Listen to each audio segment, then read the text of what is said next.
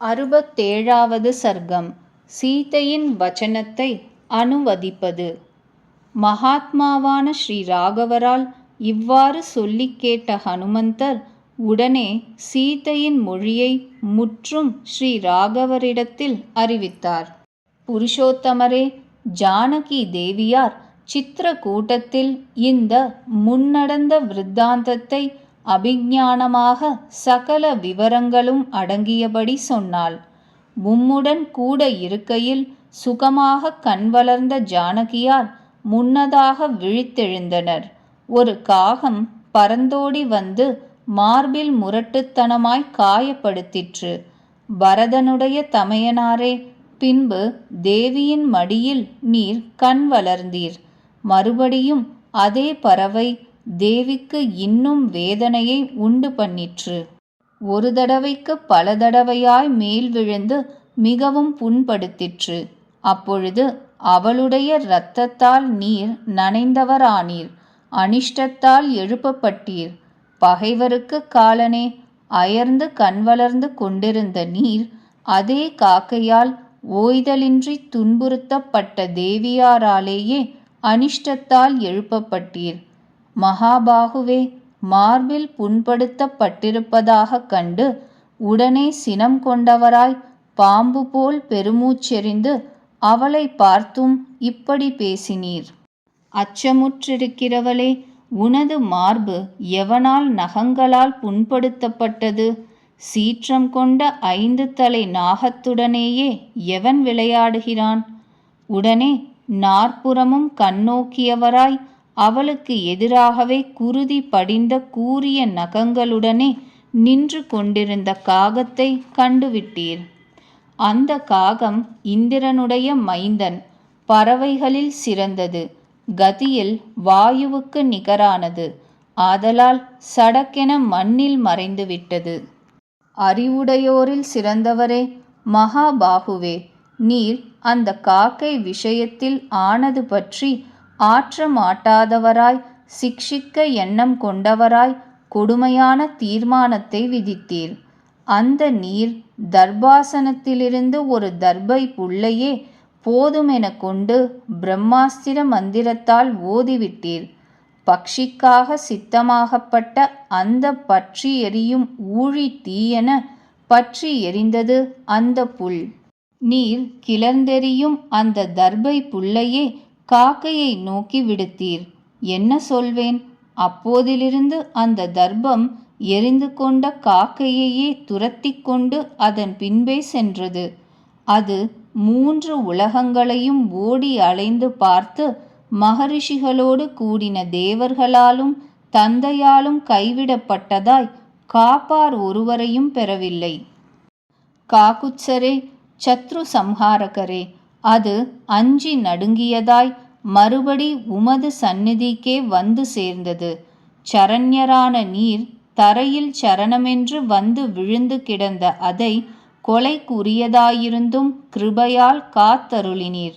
ஓ ராகவரே, அந்த நீர் அப்பொழுது பானத்தை வீணாகச் செய்ய முடியாது என்றுதான் அந்த காகத்தின் வலக்கண்ணை அழித்துவிட்டீர். ஸ்ரீராமரே, அந்த காகம் உமக்கும் தசரத மன்னருக்கும் தண்டன் சமர்ப்பித்து அப்பொழுது போக விடை பெற்றதாய் தன் இருப்பிடத்திற்கு போய்ச் சேர்ந்தது. இவ்விதமாக ஸ்ரீ ராகவர் அஸ்திர வித்துக்களில் முதன்மை பெற்றவராயும் சத்துவம் உடையவராயும் சீலம் உள்ளவராயிருந்தும் அரக்கர்களிடத்தில் அஸ்திரத்தை யாது காரணத்தால் பிரயோகியாது இருக்கிறார்? நாகர்கள் அல்ல, கந்தர்வர்கள் அல்ல, அசுரர்கள் அல்ல, மருத்கணங்கள் அல்ல, யாவரும் கூடினாலும் யுத்தத்தில் ஸ்ரீராமருக்கு எதிராக நிற்க வல்லவர் ஒருவரும் இல்லை. வீரரான அவருக்கு என்னிடத்தில் சிறிதேனும் மதிப்பு இருக்குமானால் கூரிய பாணங்களால் உடனே ராவணன் யுத்தத்தில் கொல்லப்பட வேண்டும். சத்ருக்களை எரிப்பவரும் ரகு குலத்தில் பிறந்தவரும் புருஷோத்தமருமான அந்த லக்ஷ்மணன்தான் அண்ணனது நியமனத்தை பெற்று வந்து என்னை ஏனோ மீட்காதிருக்கிறான். ஆண் புலிகளும் வாயுவும் அக்னியும் போன்ற திரள் உடையவர்களும் தேவர்களுக்கும் அச்சம் உண்டாக்கும் சக்தி உடையவர்களுமான அவ்விருவர்கள் ஏன் என்னை உபேட்சிக்கிறார்கள்?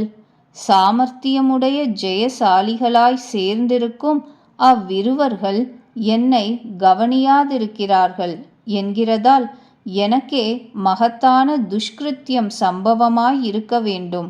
சந்தேகம் கொஞ்சமும் இல்லை.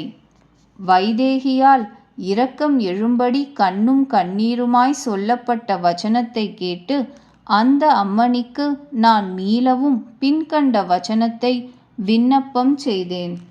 ஓ தேவி, உமக்கு சத்தியத்தின் மீது ஆணையிட்டு கூறுகின்றேன், ஸ்ரீராமர் உமது துக்கத்தால் மற்றெதையும் வெறுத்திருக்கின்றார். ஸ்ரீராமர் துக்கத்தில் மூழ்கி கிடக்கையில் அதனால் லக்ஷ்மணர் சோகமுறுகின்றார். ஓ பெருமை பெற்ற அம்மணி, பெருமாட்டியாகிய நீர் தெய்வாதீனமாய் தரிசனமானீர். துக்கிப்பதற்கு இது சமயமில்லை. இப்பொழுதே துக்கங்களின் முடிவை காணப்போகிறீர். சத்துக்களான ஆண் புலிகளாகிய அந்த 2 ராஜகுமாரர்கள் உம்மை காண்பதால் மேற்கொண்ட வீரியமுடையவர்களாய் லங்கையை நீராக்கப் போகிறார்கள். அம்மா உத்தமி, ஸ்ரீ ராகவர் கொடிய ராவணனை சுற்றத்தாருட்பட சமரிலேயே ஹதம் செய்து உம்மை தமது நகரத்திற்கு இதோ அழைத்து கொண்டு போகிறார். இது நிச்சயம்.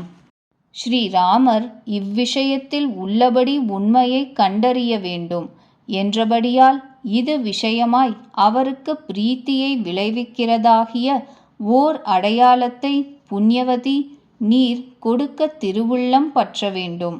ஓ மகாபலரே, அவள் திக்குகளையெல்லாம் கண்ணால் உற்று பார்த்துவிட்டு தலை பின்னலுக்கு அணியான இந்த உத்தமமான மணியை தலைப்பிலிருந்து அவிழ்த்தெடுத்து என்னிடம் தந்தனள். ஹே ரகுநாதரே, திவ்யமான மணியை தேவரீருக்காக பெற்றுக்கொண்டு அந்த அம்மணியை முடிவணங்கி நமஸ்கரித்து திரும்பி வருவதில் நான் துவரைப்பட்டேன்.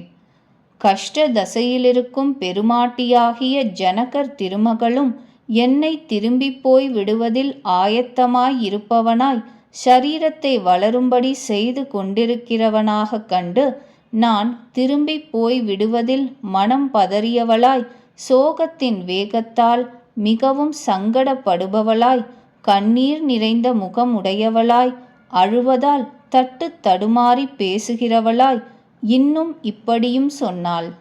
ஓ ஹனுமானே, சிங்கத்தை ஒத்தவர்களான அந்த ஸ்ரீராம லக்ஷ்மணர்கள் இருவர்களுக்கும் மந்திரிகளோடு கூடிய சுக்ரீவருக்கும் மற்ற எல்லோருக்கும் தவறாமல் குச்சலத்தை உரை செய்யும்.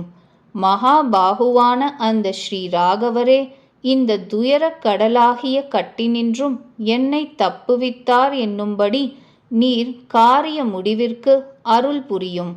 ஓ வானரோத்தமரே, எனது இந்த கொடிய சோகத்தின் வேகத்தையும் இந்த அரக்கிகளால் மிரட்டப்படுவதையும் ஸ்ரீராமருக்கு அருகில் சென்றதும் நீர் விண்ணப்பம் செய்ய வேண்டும். உமக்கு இப்பொழுது போகும் வழி தடையற்றதாகவே ஆகுக.